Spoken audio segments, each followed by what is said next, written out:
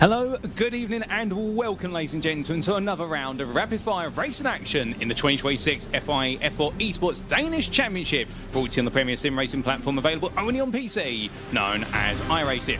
We pick up the story once again. Another 2 weeks have passed, and as we have made our way around the globe, we've headed Italy to Spain for the Circuito di Navarra, a circuit that is not a stranger to this series, of course host to the season finale back in 2025, and there we raced on its medium layout, but here we are today for its fully fledged layout. And what a circuit it is, with a grand total of 15 corners, many of them hairpins, some of them sweepers, and only one long straight. For our drivers here today, it's going to be a challenge of time management as it is going to be a downforce, and therefore our Formula 4 drivers from Denmark have got to be absolutely eagle-eyed for their apexes, their braking points, you name it, they've got to get it right, because to do so means they may survive at the front, but get it wrong and they may be swallowed up by the pack. And who exactly is going to be leading the pack come the end of today? Well, there's one name that's been leading the way every step of the way, Morde Edrup, but will today prove to be a bit different, because all his rivals will be snapping at his heels from start to finish as the man is seen on screen. But as he gets himself set, and indeed all the drivers do, we welcome you all to this live broadcast from Circuit Side, and in the commentary booth you have the pairing, as always, of myself, Paul Walsh, alongside me the ever-brilliant Daniel Nestorica Clausen. Good evening to you, Daniel, and well, another round comes on past us, and with it an exciting round ahead. Yes, definitely. This track, I'm really excited. Where it was much more about flow in the past track, this one is it's more technical, and I think they can make overtakes or attack a lot more places.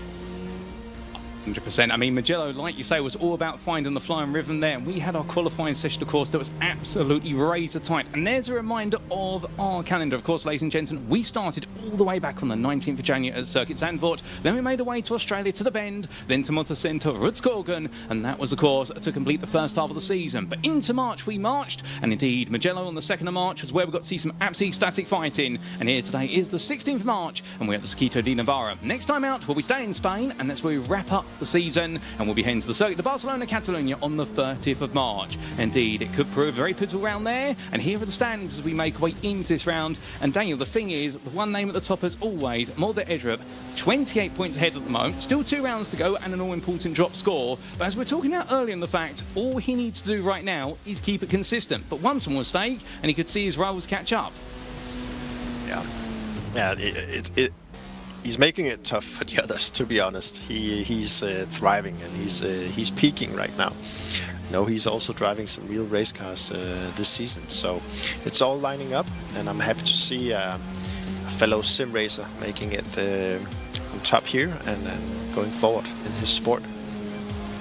Oh, 100%. And we go forward into the throes of the qualifying session. 10 minutes in duration, of which we come into it with 7.5 minutes left on the clock. And we do see this wonderful circuit. Now, for those not in the know, the Circuito di Navarra has gone through many owners over its history. Recently taken over by none other than MSV, Motorsport Vision, the British organisation headed up by the Palmer family. But that's not important to these drivers, as Victor Nilsson makes his way on around. And, well, we're talking only moments ago about the fact that Morde Edrup really has been the name at the top. And so much so, he's had 7 out of 8 wins so far. Frederik Kierkegaard, of course, only 1 win to his name. He's the only one who's been able to break the dominance of our defending champion. And this man, Victor Nilsson, well, you may remember, Daniel, last round at Mugello, he thought he got it done in race number 2, but just missed out by literally millimetres at the finish line. You know, yeah, he's struggling there as well. You need to push it really hard, and if anyone can battle Malta, that's Victor. And as we talked about it earlier, I think he should take a bit more chances, to be honest. He's got nothing to lose. Why not? I'm really happy to see the onboard here, though, because as you might have noticed, he's really using the track to the max. And here we are on the long straight, actually, where we expect some people to line up because of the draft. It's incredibly long. And you have a double right-hander here, and you really need to make the apex really well on the right hand. Look at this, and trail brake slightly here, and try to keep the momentum, touch the curb here, yep. And then again, you just pedal to the metal here until you hit a very hard uphill left. Oh, he's backing up. No, he's going full throttle now. Malta is leading again, so Victor needs to get this lap down. Oh, 100%. And it did look as though there he's going on the attack. He does have a bit more time available, but as we do see there, Luke Reimer currently second fastest, only 18 thousandths behind. And this qualifying session, perhaps we're expecting it to be a little bit more of an open session in the fact that at Mugello, top 5 were separated by less than what was a 10th. The top 18 were separated by less than half a second. But here so far, I mean, well, it's only a 10th between the top 2. And then if you take half a second, you're going down to 13th place. So a little bit more spread today, perhaps. Yeah, and maybe, but let's see. I still think it's very close. Did you notice he just made a mistake? So he's restarting here. He cut the corner and got an X, and then your lap is not counting. And he's trying again, Luke here. Did Victor not improve in the meantime? But he's staying 8th place at the moment. So for Victor Nilsson, he's going to find some time quickly as Sebastian Bach leaps up to 4th. So it does seem some improvements are coming, but not for the man who really needs to be the danger to our championship leader. Yeah, that's interesting. We usually see him very close, so I do expect him to show up. It's still 4 minutes to go, so and the tire temps are so important in this class. So let's see. And also Luke really wants to improve, even though he's very close to Malte already. And you could say if it's a safe margin to the others, but again, tire temps, and you might find a little more time. If we look at where he is on track now, look, he really needs to keep the momentum rolling through that right-hander here, and he comes down to the technical, the last part of the track. I think it's T13 here, and he will be cutting a bit. And as early on throttle again, and you need to be ready here, which is also a place where people can overtake each other here, destroy each other's line. But here he's not cutting that enough, I think. Who knows? And see, it's very slow corners here, some of the slowest corners. And yeah, it really makes for some interesting race in this section. And it looks like he got this one better than the one before. He's not aborting at least, so let's see what his lap time will be as he approaches the last corner on his right hand here, which is also an interesting place in the race because you can actually block the opponent and take it to the start finish line right here where he crosses it right there. Did he improve? Nope. Yeah, nope, he didn't. He matched his previous best, though. He was only out by 600 was Luke Reimer. Sebastian Bach, meanwhile, he has moved up to 3rd now, and we have had it confirmed in the meantime. You were right, by the way, regarding Victor Nilsson. He did abort that lap, so he set himself up for one final attack, and he moves up to 6th place off camera there. So Victor Nilsson is making progress, but 2 tenths off the pole still, and Sebastian Bach here attacking this lap. I mean, we've seen him be quick this season. Perhaps he's been one of those drivers who he hasn't quite had the time to shine as some of the others, but as he backs off there, he's not happy with that lap. Yeah, it's the tiniest mistake, and we just, as we said, this track is very technical. So as the previous track was much more about flow, here you do a lot more braking, a lot more steering input, and the possibility to make one tiny mistake, which costs a lot, is a lot higher. And Luke is really in the zone. He really wants to improve, even on his good lap. I will be surprised if Victor does not make it further up. He's really been on the tails of Malte the entire season, and even ahead a couple of times. So this could be a... I don't want to call it a decider. I know you have the numbers ready. Oh, he aborted again. Did you see? Yeah, he's aborting that, and well, that's going to be it for Luke Reimer, because of course when the clock says 0, we immediately go back to the pit lane. We do not give our drivers overtime where they're allowed to complete the lap they're currently on. They have to get it done within the 10 minutes. But here is the man, Daniel. Let's see what he can do here. He's currently 6th. He's only got a few more corners to go. Yeah, you should really cut that corner. And here, you really misjudged this corner so easily. It looks like he kept the momentum really good going, and a wide exit, straight line. Let's see what happens. 2, 1. Nope. Yep. Fourth place in the end. So he does improve, but, well, still 3 tenths off a pole. It's crazy to think every time somebody improves, suddenly Morde Edrup just finds an extra tenth. He's just finding more and more time out there. Yeah, that's Malte. Yeah. He deserves it. He's really doing a good job this season again. So let's see. What about Marcus here? But into the technical area again here. 40 seconds remaining. a bit conservative on cutting that corner. I know you can cut it a bit more. This one is good, but it's all about keeping the momentum and not getting an exit. So you want to take some chances, but not too much, because it will cost you even dearly, and your entire lap is lost, even though you're doing good. So you don't want to exceed the track limits. Definitely. And here, the last corner. It's really a hard corner. He's lost it. Yeah.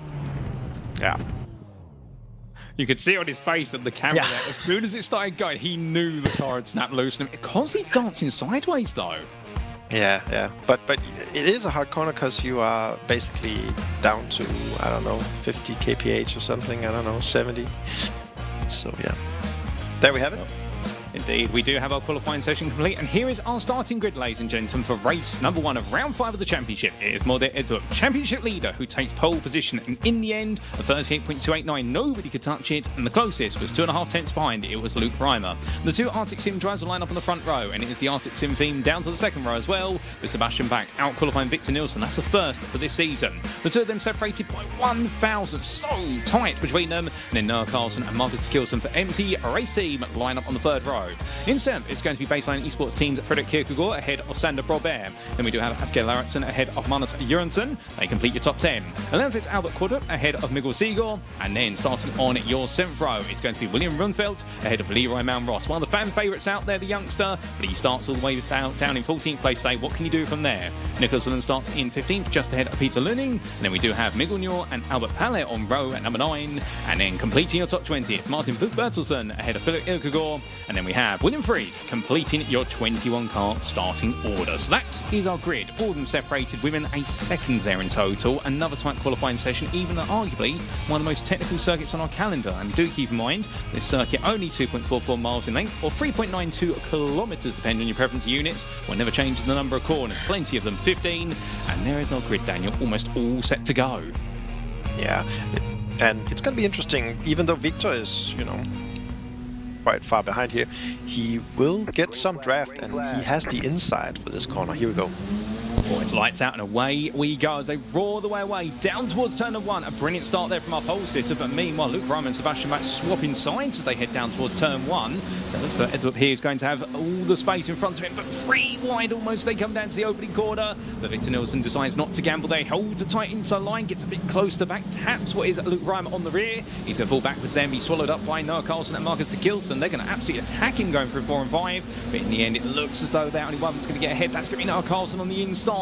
2 wide come up the hill, but this is where now it's going to get very tight very quickly. Oh, bit of contact there. 2 cars on the inside of the road. They both back off there. Victor Nilsson not aware of what's going on, but I do believe that's Marcus de Kilson and Fredrik Kierkegaard coming together. Kierkegaard just holding on to that spot, but everyone through... Oh, it's not quite worked. I was about to say everyone's through the opening couple of corners unscathed.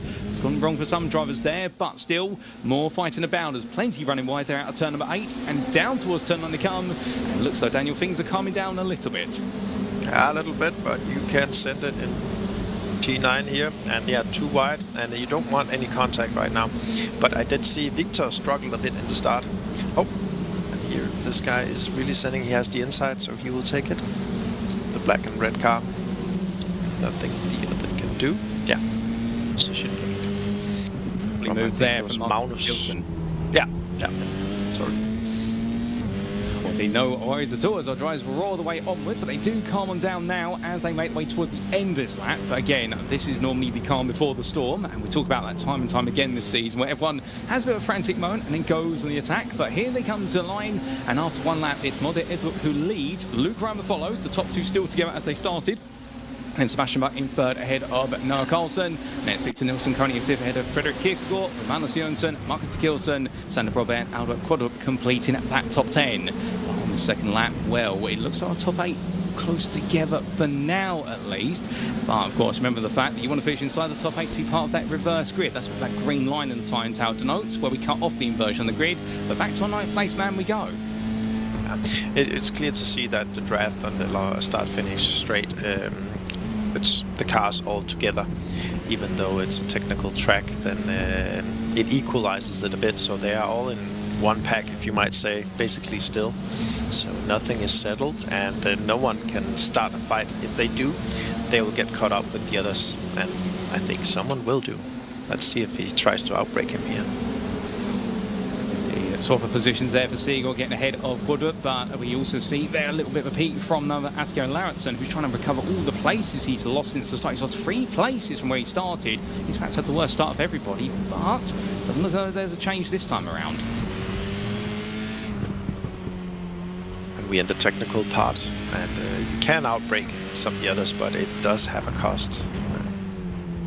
Let's see, but we are closing in on lap 2, and they will be on the long straight again. And let's see if someone will be looking to attack using the draft here. Now let's see Mikkel here. It's a bit too far away, I think. Let's see how it evolves. And also, I guess one of the questions I do have for you, Daniel, and perhaps our viewers as well, obviously, the slipstream behind another car is very powerful, as we see Luke Reimer get close here to our race leader. But when you're in that long line of cars, when there's 5 cars in a row, is there a point where the slipstream starts to become less and less powerful if you've got 2, 3 or 4 cars in front of you? Not to my knowledge. I actually think you have this big hole, what do you call it, an opening, so you can go even faster if you accelerate. Would you agree? That does make sense, to be fair. The more cars that are punching the hole in the air in front of you, the more speed you are going to pick up. As we do see there, our fan-delivered machine trying to hold on, and this is Philip Igagor, meanwhile, going on the attack. They're currently fighting over what is 18th place. Albert Pelle being one of the big favourites there in terms of his livery, and Igagor just following very closely at the moment, but I suspect thinking, how did I let him go past me? Yeah. We have 15 minutes left, and oh, there was the attack, and can he hold it? Because yeah, I think he got it. Then there's a sharp left. No. Oh, they have a good racing etiquette, don't they? Don't you think? They're driving very fairly against each other. So far. A wheel touch there, but it's still fair to be fair to you. I think you're spot on there. They're literally racing on the limit, although Albert Pelle is going to be given a slight run wide there, but that's all legal, and Leroy Mount Rossmore just watches on behind in 20th. Yeah, that's awesome, because as I said before, this little kid is not, he knows how to utilize this. Look, he positions himself very well. Now he's in the draft and definitely will go for an overtake on the T1, T2. He has the inside as well. Look at his watermelon helmet in the bottom picture there. Yeah, he's one of the youngest drivers we have here, I think. 100%. And whilst they're fighting down there, we've got a big battle going on further up the field as well on the top of your screen. That is none other than Magnus Jørgensen getting ahead of Sander Probert and Mikkel Siegel, albeit that's still very close. There's Probert coming back through turn 5 into 6, so he does tuck up the inside, just about squeeze his way out back in. Those two are relentless, and now Sander Jørgensen's going to have Siegel looking up his inside very quickly, and Mikkel Siegel's going to take that place. Remember, they are all squabbling over 7th through to 10th, and if you finish in 8th, you'll be starting on pole for race number 2, so that's a very precious place there. It doesn't give you that many points compared to winning, but it gives you the chance of even more points in the next race of the day. That's why they're all thirsting over this. But to be fair, seeing the Fanta livery back there, it's making me quite thirsty in the commentary booth. Yeah, but it was nice to see that he was passed, but he really considered to send it in T9, so I think he'll do it in next lap. And meanwhile, Malte is actually having a good pace. Let's see the gap. Luke is not that close, and the leaders are also just getting a bit away. Victor is there's a gap from Victor to Noah. Is that right? Looks you're right there. It's not much.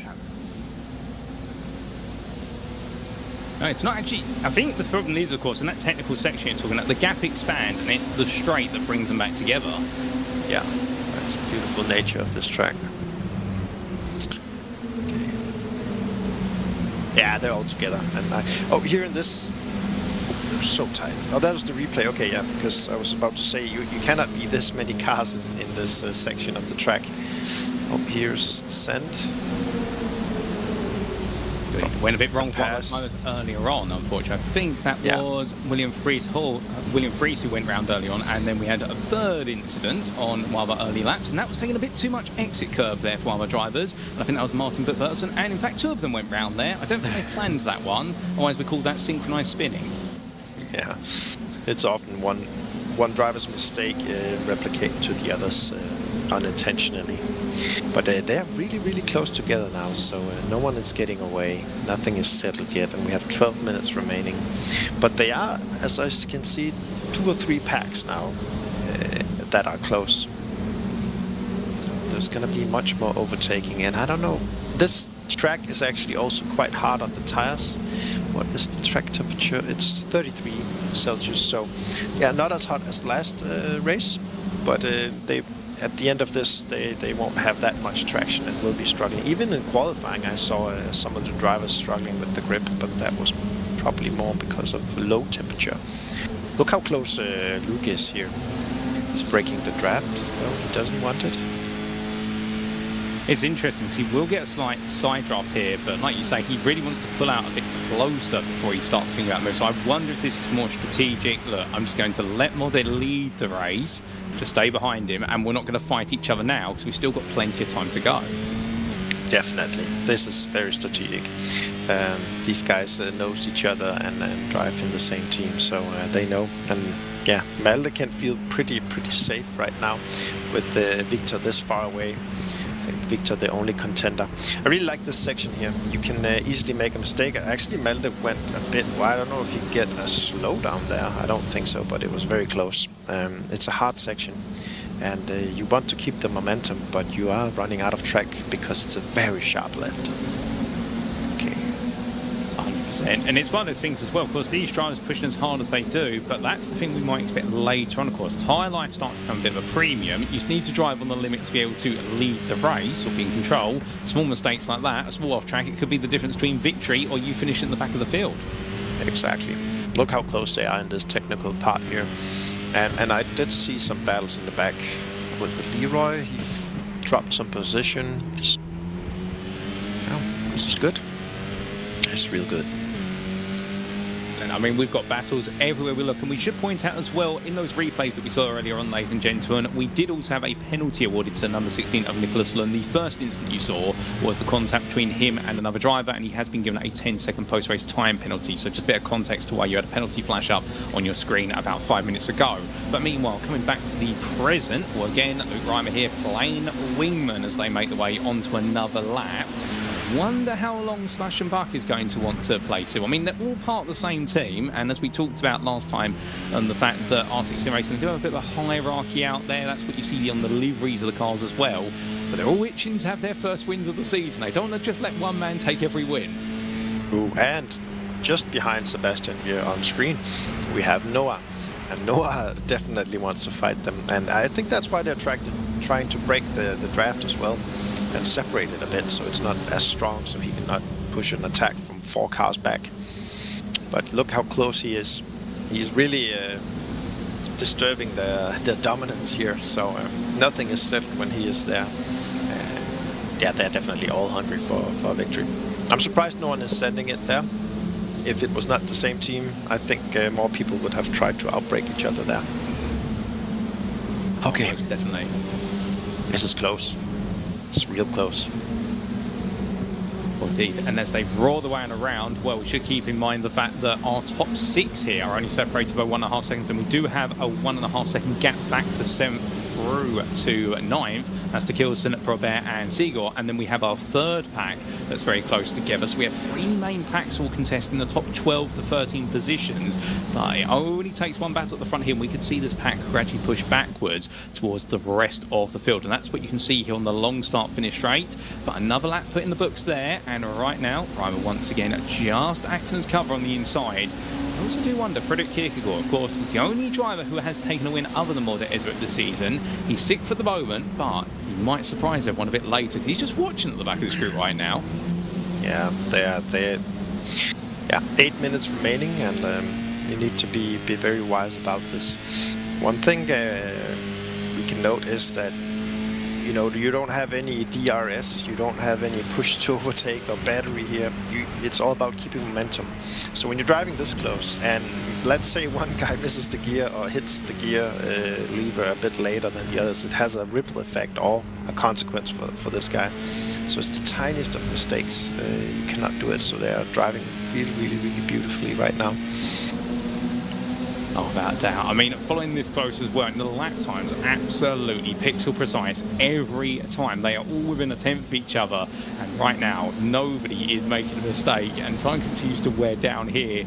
We can see that group of 4 behind as well. It's not far away. Magnus Jørgensen's on the back of that now, so 7th through to 10th are joined together, and then it's 11th through to 13th at the third group that you'll see every so often in the very rear of the picture when we do have those longer panning shots. And in fact, well, as soon as on cue, thank you to our broadcast director, they're bringing us multiple perspectives. You can see the lead groups at the very top of your screen, and then you can see that battle, the freeway fight for what is 11th through to 13th on the bottom of your screen there. And those 3 have been absolutely going hammer and tongs for Rumfeld, Lauritsen and Pudder. That's part and part of the parcel of this racing. But meanwhile, at the very top here, we've got a change of foot. That is side by side between Sebastian Bach and Noah Carlson. Yeah. So, yeah. And I think he can keep it. If he does... yeah, a little lock up from the left side. That's perfect for Noah. He got this one. But he has to fight for it. Holy, that's very close. He has to be... he has to defend here. And that can be quite expensive if he doesn't do it right. Let's hope no contact here. Oh, he's really conservative here. So his momentum out will be bad. And look at this. They will be swarming all over him. He's really defensive now, but the lead pack will get away now. There's nothing he can do. But really beautiful defense. He has to go on the inside very hard now. They start push. Yeah? What do you say? Indeed, as they come on down. I mean, that's 3 wide as well behind them. So we've got a battle at the front. We've got 3 wide behind, and that's going to be, I think, Marcus de Kilson squeezing his way. They're going to go 4 wide. No, you can't make it 4 wide into there. It's going to be contact wheel to wheel. And as they come in towards the hairpin, and they somehow will survive it. How on earth do they manage to do that? It would be in pieces otherwise. That was impressive and good driving. Some win, some lose. And we have 5 minutes remaining. It's not over yet. Then, I mean, if that's just a warm-up to what's going to happen in the final 5 minutes, we're going to have no voices left by the end of this race, let alone the end of the broadcast. But still, our number 2 right now of Noah Carlson, after making that move for 3rd, well, like you say, Daniel, the gap to leaders now has opened up to 2 seconds. I mean, at this point now, he's fighting for the final podium spot unless the leaders start to fight each other. But Ryan and Eddup have literally been in sync all day long. Here comes Victor Nielsen, meanwhile, up the inside of Sebastian Bach, going for the swap here. Get that done into his turns 2 and 3. The answer is yes, and he looks like the inside, a small wheel touch there with Noah Carlson. He can't quite find his way from inside to outside. Carlson covers him off. Behind, meanwhile, still going to be side by side there between Sebastian Bach and Frederik Kierkegaard, and Marcus Kilson will be watching on behind. There's fights everywhere, and the fight for 3rd, it goes uphill again, and Noah Carlson's getting used to defend on the inside now. He's had to do this twice now in a row, and he's going to hold on to it just about as Kierkegaard into Kilson, also fighting there. And it's getting very fighty and bitey between these drivers, and nobody's backing down at the moment. And Sebastian Bach holding on in 5th, Kierkegaard behind him. Nielsen, Robert and Siegel catching up quickly as they all make their way down to the next braking zone. And nothing is settled. And Noah is really defending hard and managing it, which is really impressive against Victor. Like, that crazy move by Victor. Well, let's see. This is epic driving 4 wide here. They made it again. Nothing is settled. And we have 3.5 minutes remaining. Victor is really, really offensive. I think he got this one. Made that stick at long last, but look at Noah Carlson. He is looking to come back immediately. And remember the fact, of course, now Victor is going to have no slipstream on that start-finish straight, but what he will have is Sebastian Bach dive up the inside there and say to Noah Carlson, you left the door open, sorry, I'm taking that off of you. So now Noah's got double the work to do down the straight and immediately pulls out there, but he has got marking him Frederik Kierkegaard, so Kierkegaard's going to swap with him as well. I think Carlson is ducking to the back of this group. I think he might be deciding, you know what, if I can't take 3rd, I might as well finish as far back in this group as possible, potentially, to start 3rd for the next race. Maybe that's it. But he was fighting hard. He was fighting really, really hard. And awesome defensive moves. But yeah, he couldn't keep it in the end. And they're helping each other with the draft now. So let's see what happens further down the line. One thing I noticed when Malte was leading, actually in P8 and 9, they were driving faster than Malte. So yeah, people have still the skills to match. Oh, without a doubt. I mean, it just goes to show you again how close this field is. And, well, if qualifying had worked out differently, I mean, we'd have different acts at the front, but the same absolute quality of race has been immense so far. And after this lap, they do have what is going to be 2 more laps to go based on the time we've got. What we can see is right now a bit more side to side here. That is going to be Marcus de Gilson defending against Miguel Seagull. I do believe as they make the way back on us here, look to the inside. In fact, no, that's a bit further down the order. My apologies. That's Asker Lauritsen trying to look for a move here on Albert Quad. Does he get it done? They're so close to each other, but he looks absolutely cool and composed here. Just looking to his right, looking over his shoulder. Goes to switch back there. What a move! And they see each other. Like the car ahead extended his move, and yeah, it still cost Asker some position. But great battling here, and maybe they'll catch up here on the straight again. This is what is good, because you battle in the technical part, and then you can catch up on the straight here if you get a good exit. Wait, yeah, Malte's pace is not that fast today. The others have catched up again. I thought he was gone. Well, he may have tried to break away, but with the gap that he has bought himself, he may be safe. The only one with him is Luke Reimer, I believe, now. Okay. Oh, sorry. It was the other pack I was looking at. Okay, these two are gone. Okay. Sorry. No worries at all. It's absolutely hypnotised. That's how brilliant the battle it is. I mean, we're being spoiled with battles here, ladies and gentlemen. Take your pick of where the fights are going on. And right now, this is the fight for 3rd through to 6th on screen as they come down. Victor Nilsson ahead of Sebastian Buck, Fredrik Kierkegaard and Noah Carlson. And then I think the point you're making, Daniel, and a really good point, is that Miguel Seagull in 8th is really catching up to this group right now. And he's bringing with him Sander Robert, Magnus Jørgensen and William Runfeldt as well. So they are coming together. We may have effectively a 10-car fight for 3rd place at the end. Yeah, you don't know. But time is running out. They will have to finish this lap, so they can do one more, right? Yep, you're absolutely spot on. We can do one more, I think, given the fact we've got 15 seconds left to go, and our leader is just about to squeeze his way across the finish line. There we go. There's your proof in the pudding. So we have got one more lap. I mean, can we not ask the organisers to extend this race by another 5 minutes? We want more of these. Yeah, I'm sure some of the guys in P10 would love that. But yeah, we have white flag now. And let's see if Luke is pushing Malte a bit. Looks like Malte had to go defensive there. Interesting. Okay. Looking one way, then the other. I think Luke's been absolutely patient here. He's played the wingman role all the way through this race, and now he wants a piece of the pie on the top step of the podium. But will he go for it into 6th? No, not quite close enough there. Doesn't want to dive yet. I think he's going to wait to the end of the lap. Yeah, not here, but the next corner. Look, he's lining it up here on T9. That's a good place to overtake. But he's too far away. Can't do it here. Could have been closer. So you're right, probably at the end or next. At the start finish. No, he can't. No. Yeah, this is the final. Sorry, yeah. So he has to send it either one of these mechanical. Yeah, Malte is going super defensive. And they can afford it because there's a big gap down to the others.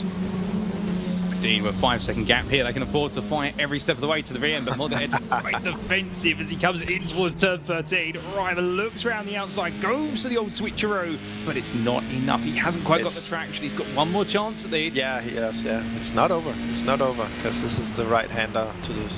Does he block? He did. He didn't allow him to make a switch back. Okay, Malte takes it. Let's see the others.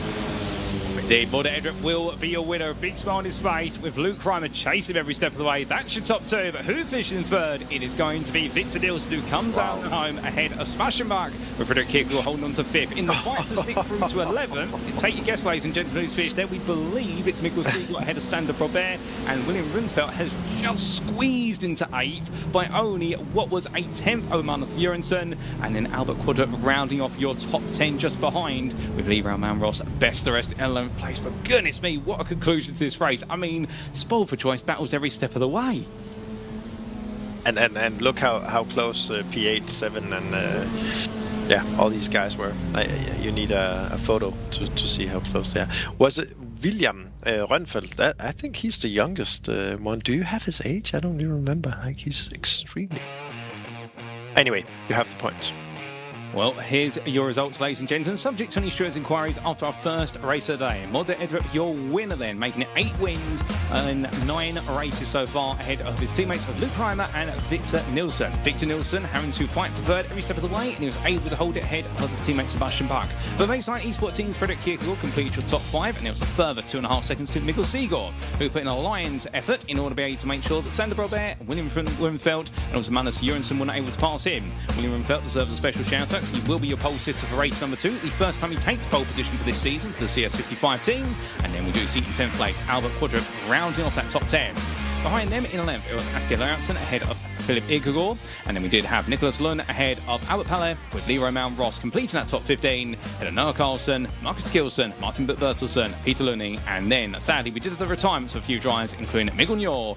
And, well, last but no means least, ladies and gentlemen, we also did lose out with William Fries right towards the start. Fastest lap, it was none other than Marcus Kilson on our second lap of 38.484. But as quick as that, the race is complete. And I think we might have some interviews coming up, Daniel, with our podium finishers. Let's get them in. Alrighty, well, without further ado, we'll kick off as always with our race winner from race number 1. And joining us now in the interview room is none other than Mode Edrup. Mode, good evening to you. And well, what a race this one was. Took pole position by a major margin, but in the end, yourself and Luke Reimer worked together, and then Luke went on the attack on the final lap. Yeah, we were lucky to get a bit of a gap, like halfway through the race, so yeah, we could just manage our tires and then fight for it on the last lap. So that was really nice. Indeed, a very nice race for yourself and being able to enjoy fighting. Daniel, have you got any thoughts or questions for our winner? Yeah, what's your strategy on overtaking people here on this coming from the back now? Yeah, I think there's a lot of good overtaking opportunities on this track. So I'm really looking forward to try to work my way up through the field. So yeah, it's gonna be fun. In the slow corners or high speed corners? Probably in the slow corners. I'm gonna try it. Yeah. We'll keep an eye on you. Good luck and congrats. Thank you so much. See you. Bye. So hearing that from our winner, ladies and gentlemen, and well, let's carry on through our podium finishers. Next up, we're going to be speaking to none other than Luke Reimer, who now joins us in the interview room. Luke, good evening to you, and a second place in this race, so close to that win. I mean, in the end, you went for it on that final lap. Yeah, it is. I had to go for it in the last lap because now we had the gap to the guys behind, so I decided that I want to go for it. The whole race was just about getting rid of the guys behind so I could battle it out with Malte. And yeah, Malte, he drove defensive, good work to him, and he got the win, yeah. Well, fair play. Daniel, got any thoughts for our runner-up? Yeah, it was nice to see. But did you at any point start struggling with the tires, or are they holding up very nicely? No, because I intentionally drove very cautious. I was very cautious with the tires throughout the race. I saw that Malte, he was struggling a bit and made a few mistakes, so I decided to just... it was very easy to stay close to him due to the draft, so I just took care of my tires, and then I had a bit of room to play with in the end, yeah. Okay, thank you very much. Yeah, thank you. And well, ladies and gentlemen, lastly, we're going to quickly come to our third place finisher of Victor Nilsson. Let's get him in quickly because we missed him last time out after race 1 at Mugello. Victor, third place, not the win, but what a battle he had to put on for that final spot of the podium. Yeah, that was a really, really fun race, especially when I started down. I think it was 5th. And yeah, I just had to keep my head calm, and yeah, that was a really, really fun battle. Well, a fun battle, but now, of course, that means you're going to be starting 6th for race number 2. How are you going to fight your way through to the win? I think I will try the same as last time, but this time I will try to be 3,100 ahead of Malte instead of behind him. Fair play. Well, we'll leave you to it. Best of luck for race number 2. Thank you. Bye. So here and there from our final podium finisher of Victor Nilsson. I do love that. He does remember, of course, what happened at Mugello. He's definitely keeping that in heart. Yeah, and I'm impressed that he actually made it to top 3, honestly. He was struggling this race, so yeah, let's see what happens now. Maybe he can change things a bit, because even though Malte is, you know, leaving the championship so much, it's not impossible. It's still not impossible, as far as I know. Well, indeed. And what we're going to do, ladies and gentlemen, we're going to reserve the right to talk about who is provisional champion or that until we get to our season finale, just because we don't want to get things wrong and misannounce any things, which can happen. And also, to be fair, I think my calculator's just run out of battery here in the commentary booth. But here is our grid for what is our final race of the day. Starting on pole position, earning the right to do so, William Rundfeldt there, a brilliant battle to 8th place in race 1. He'll be joined on the front row of the grid by Sander Broberg. Then on row number 2, we're going to be seeing Mikkel Sigurd. After a difficult race number 1, he's now got another opportunity to really make a special one out of this one in a frigate Kierkegaard. Then we do have, starting in 5th, Sebastian Bach ahead of Victor Nilsson, the man who we spoke 20 months ago, and his target today is not to miss out on that win. Luke Reimer starts 7th ahead of now 8-time winner Malte Edrup, and then we do have 9th Magnus Johansson, who's going to be fighting hard to make his way forward alongside Albert Quadrum. Then we do have Atke Lauritsen starting in 11th for Forever Racing ahead of Transkolen, none other than Philip Irgagor, and then we do have Nicholas Lund and Albert Palle making up your 7th row ahead of Leroy Malmros and Noah Carlson. It'll be Peter Luning and Martin Burton on row number 9, and then completing that starting grid 19th, it's Marcus Kilson ahead of Miguel Njor, and William Free starts 21st of our 21 starters. Well, that's our grid, Daniel. They're almost all set to go once again. I think we can expect another exciting race. Yep. And I don't know if the draft is gonna change anything this time, but I love the new the leaders. I really love William being in front. A super young guy that really wants to get ahead. If he can keep just leading this for a little, I'll be happy. Really rooting for him. But it'll be hard with the guys behind. Really hard. Doubt about it. I mean, that's what we saw, of course, at Rudskogen Motor Centre with the wet weather conditions. It was those who started at the front who were able to do very well in the early stages, but no wet weather here today. It is clear skies, brilliant sunshine in Spain. I mean, you've got to expect that springtime here in the Spanish countryside, but all that grid set, and we're now just waiting for those lights to get ready to come on. But William Rundfeldt, he has his first opportunity here to lead the field away down to turn 1, and well, will he be able to maximise it, Daniel? I mean, he's got to feel as though this is a special one. But the pressure is there as well. So when is the green light? Are we talking 30 seconds? 10 seconds? I suspect it's going to be about 20 seconds away. They are just waiting, and they do have a 2-minute hold time on this grid to give them a chance to take a bit of a breather, much like you would in real-life motorsport there, where they normally do have a countdown. But here we go. The lights are now going on, ladies and gentlemen, and for the second and final time today in round number 5 here at the Circuito Navarra, it's going to be fire red lights. Green. And it's lights out and away we go. And William Rundfeldt immediately carves over. They all do that. A very quick start there from Sander Broberg. But Rundfeldt squeezes it. They all get close to the inside. That's crazy into turn 1. Yeah, that's really. And Sander is so fast. He was actually faster than Malte at some point in race 1, I noted. So this is going to be a hard one. And are they all through T1 and T2 without crashes? That's impressive. Let's see how William battles this in between these two guys. And Frederik Kierkegaard is also coming in, so yeah, it's a bit wide here. That's going to be cold tyres there. Sander Broberg, he really got a good start out of it, but William Rundfeldt tried to attack him around the outside. He wants that lead back. Yeah. Look at him. Like, what is he? 11? I don't know. I think, was he 14? I don't remember. He's really young and full focus and already sending it, making the others do mistakes. He has the inside here though, but that turns to the outside in a second, so that one keep the momentum. Beautiful racing, and you can extend here without it costing too much. Oof, these guys. Okay, now it's all about catching on to the draft. Malte has not moved up yet, as far as I can see. No, he's still in 8th place with Victor Nilsson at the moment, getting very elbows out there to 2 teammates. But it does seem as though there, Mikkel Sigurd has got that 2nd place off of William Rundfeldt, and in the end, that brave move around that side has worked out. But Sander Broberg's already opened up a 7/10 of a second gap. He will want them to keep fighting. Yeah, Sander is he's gone. He wants this one. He really wants this one. And as I said, he was doing the fastest lap times in race 1. if he can keep that, it's his. But William is really pushing it. You can see he really wants it. Flying in the car right there. Keeps the momentum somehow anyway, but he is on the outside now. That is not good for him. Problem is going to be that Frederik Kierkegaard now, he's going to see that, and like a vulture to a Carrion, he's going to absolutely go all the way on the inside there and peck his way past, if he can, in towards turn number 6. Can he get it done? Yes, he does, but he has to outbrake himself there to hold on.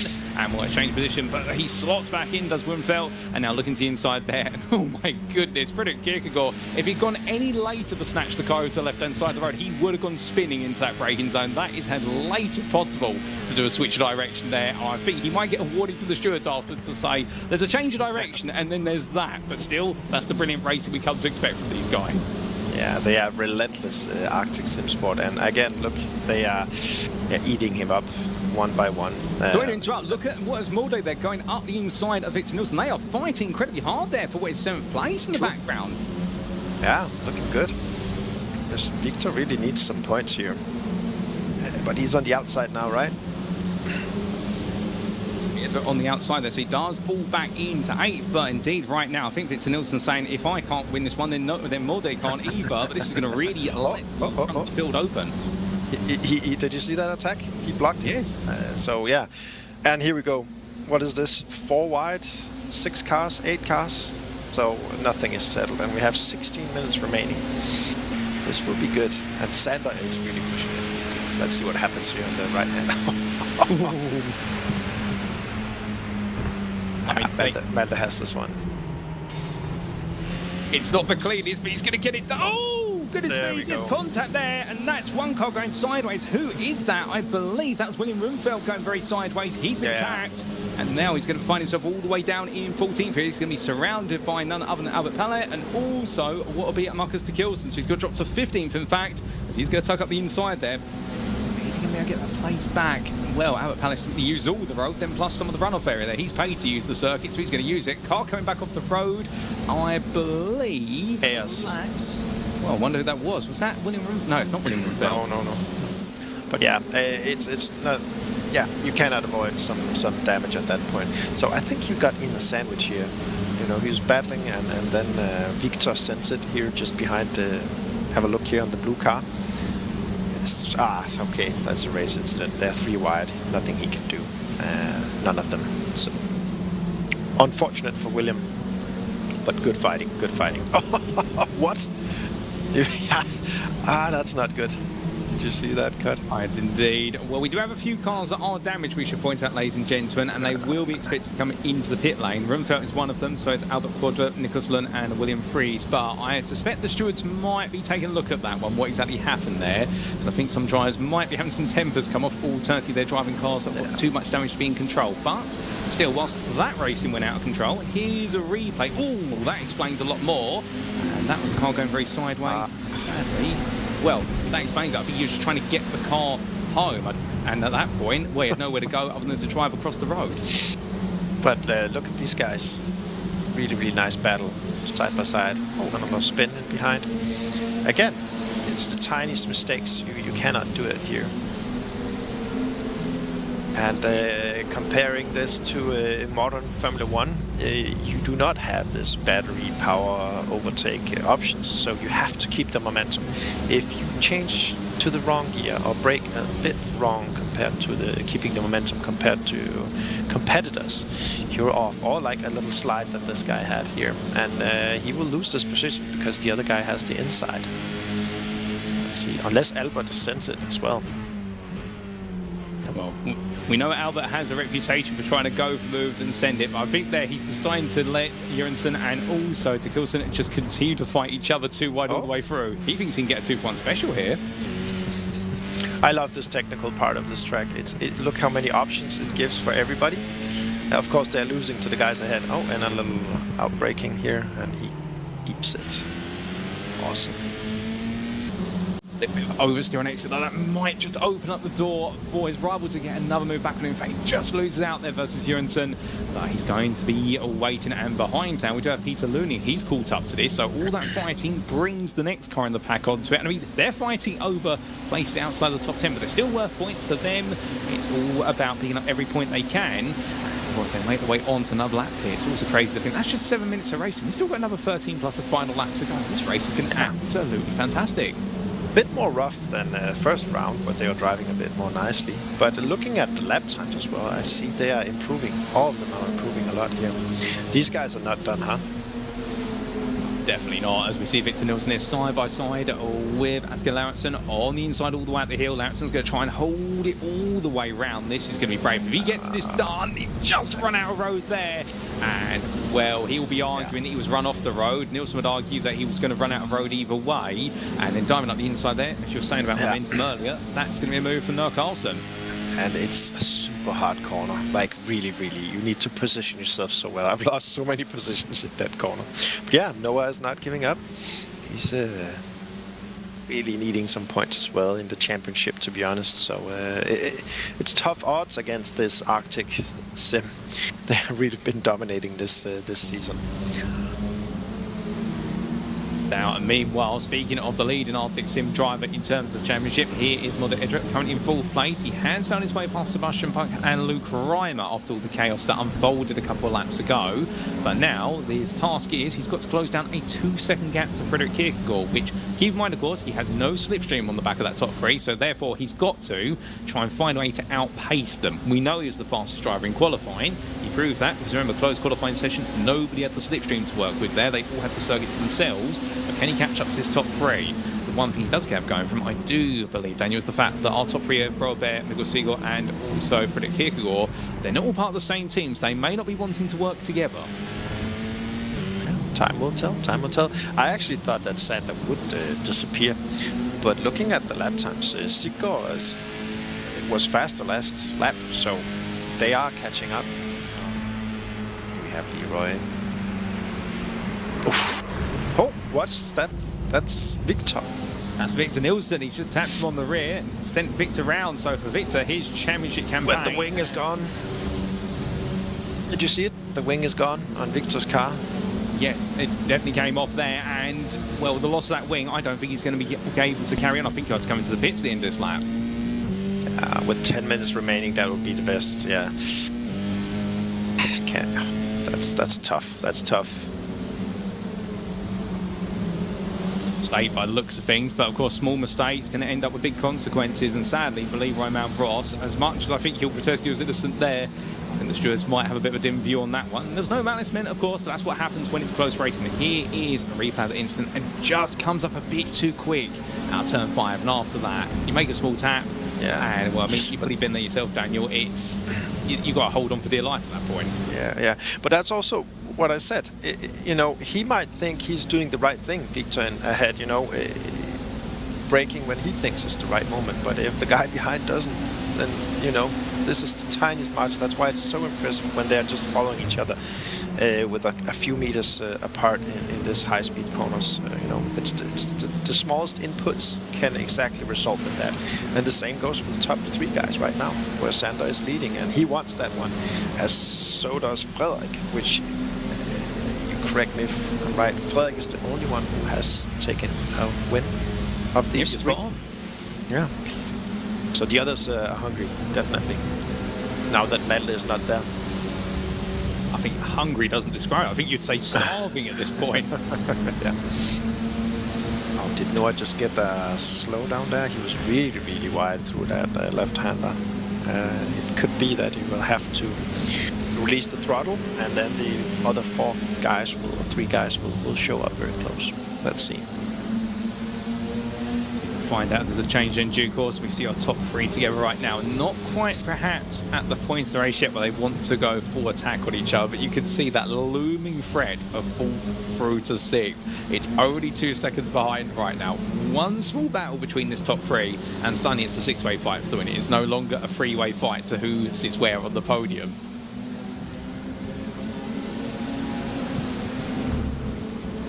But we'll have to see what happens with regards to all those as our leaders now make their way back onto another lap. Well, 13 laps have been in this one as well, based on the amount of time, at least the rate they're progressing.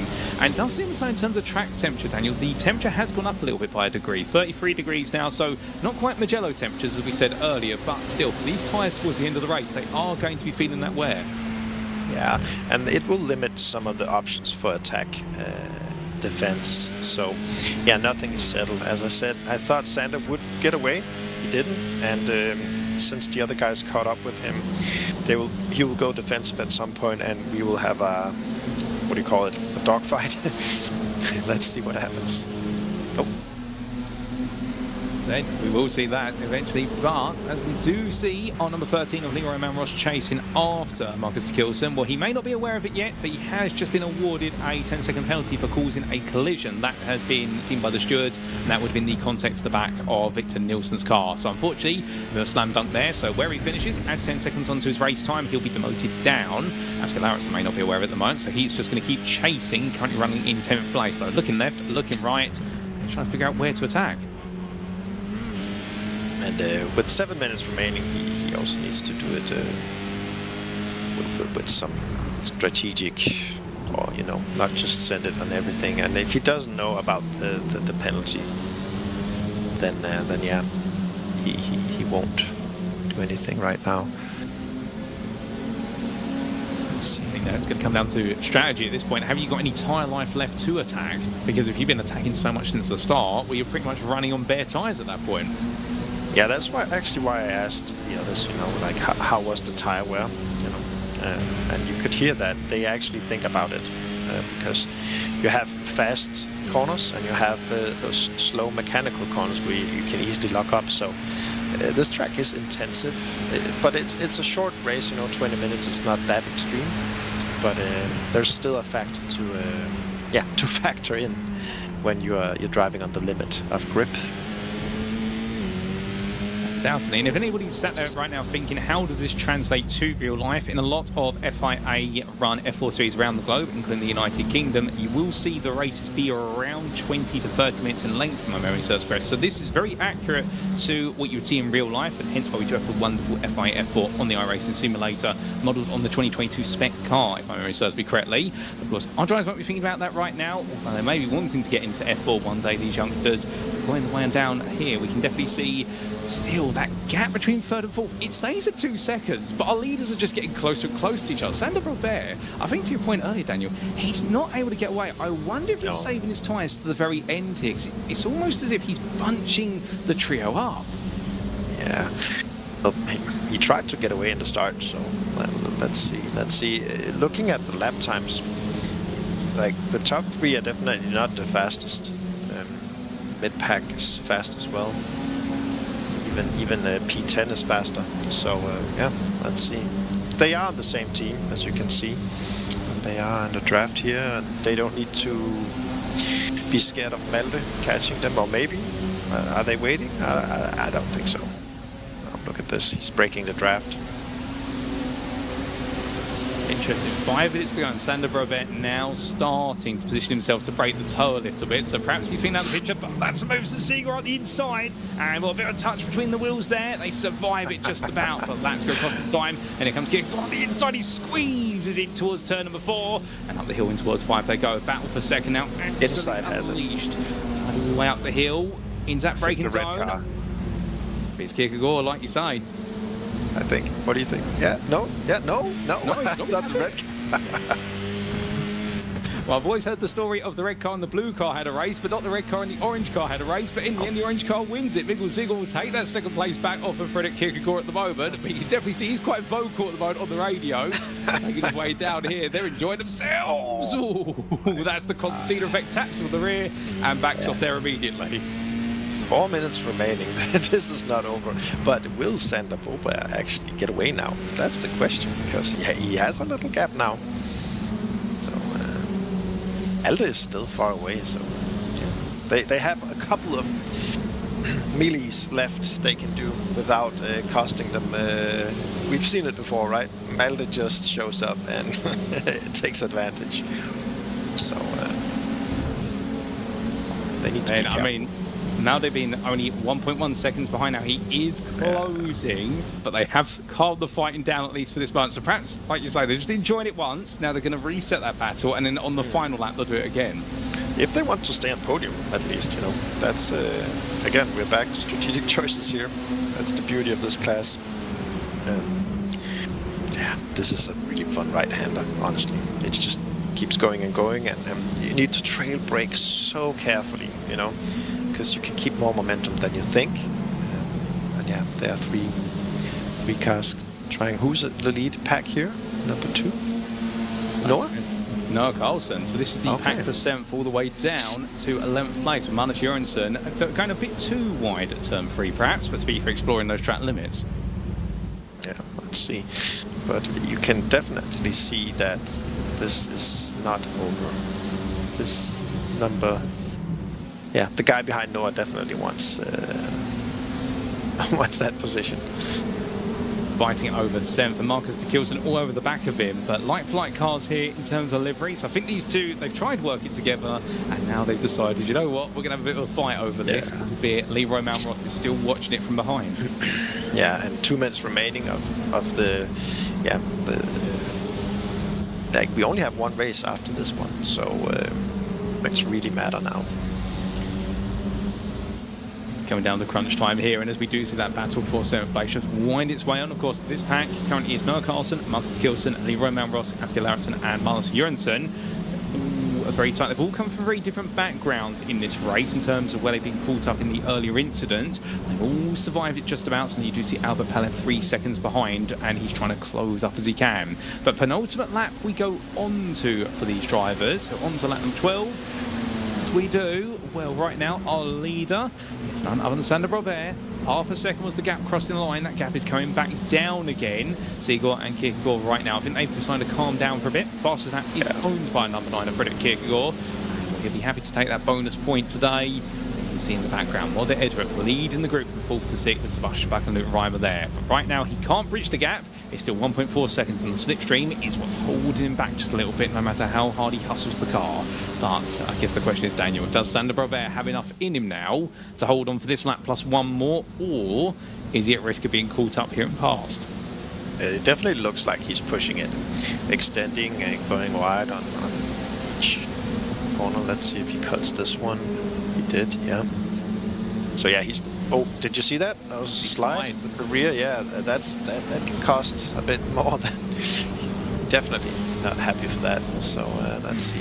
Really needs... This is the technical part. You really need to keep the momentum. Oh, now Mikkel makes a mistake.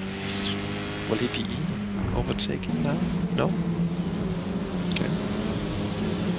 Seems to be one thing I'm noticing is it's those apexes of these latter bends. They're quite high apex curves, so you see them hit them, and suddenly as they come down off the curve, the car understeers wide, but the rear slides loose where they've got no traction anymore. True. Okay, so I think we will have a white flag in a moment. Is that right?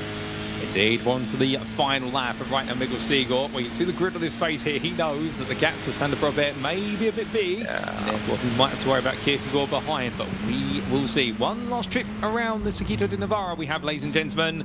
Can Sander Robert hold on to become the 3rd name who takes victories? Meanwhile, the battle for 5th place. Luke Reimer side by side with Sebastian back there. The two of them literally run each other off the road and carrying on to the runoff area, but in the end somebody has to hold on, and it is going to be Reimer just on the inside in towards turn 4. And well, now Hagen back looking for the switchback, but glued to the back of his rival, taps him on the rear and says, yes please, I'll take that off of you. And Reimer right now is not going to give up there. He'll be 2 towards turn 8. Yeah, and then they will have to outbrake each other in T9. Let's see what happens. He's definitely taking a different line. Luke has to take the 100% defensive line here, no doubt about it. The only thing they cannot do is have a proper contact and lose positions to the guys behind. And here we enter the very technical low-speed mechanical grip corners here. They're driving really nicely against each other.